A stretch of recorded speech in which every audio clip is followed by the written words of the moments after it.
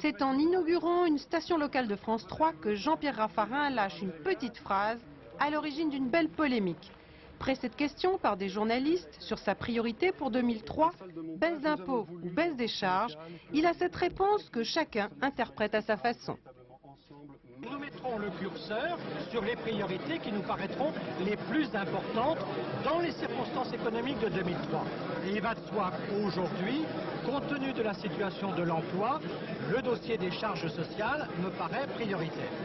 Et parce que ces propos sont interprétés comme un changement de cap de la politique gouvernementale et surtout comme un abandon des promesses faites par Jacques Chirac pendant sa campagne présidentielle, Jean-François Copé, le porte-parole du gouvernement, monte au créneau. Il n'y a pas de pause, il n'y a pas de revirement, et moi je vote pour qu'on tente le coup aux rumeurs et aux procès d'intention auxquels on a droit ces derniers jours, parce que tout ça n'a pas de sens. Les priorités, elles ont été clairement affichées depuis le discours de politique générale de Jean-Pierre Raffarin. Il n'y a aucune surprise, elles sont complètement cohérentes avec les engagements pris par le président de la République devant les Français. On va baisser les impôts et les charges sociales. Mais dans la majorité, chacun a sa priorité. Pour Philippe Douste-Blazy, qui intervenait devant le MEDEF, c'est le dossier des charges sociales qui est prioritaire.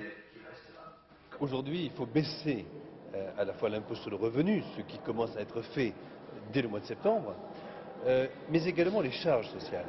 Parce que baisser les charges sociales, c'est augmenter le pouvoir d'achat, le salaire direct de ceux qui gagnent entre 1 et 1,7 SMIC, et c'est aussi donner un grand coup de pouce à l'emploi.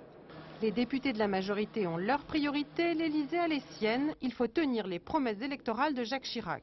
À Jean-Pierre Raffarin de tout concilier, et cela même en cas de croissance inférieure aux prévisions. Des décisions proposées par le Parlement sur le salaire.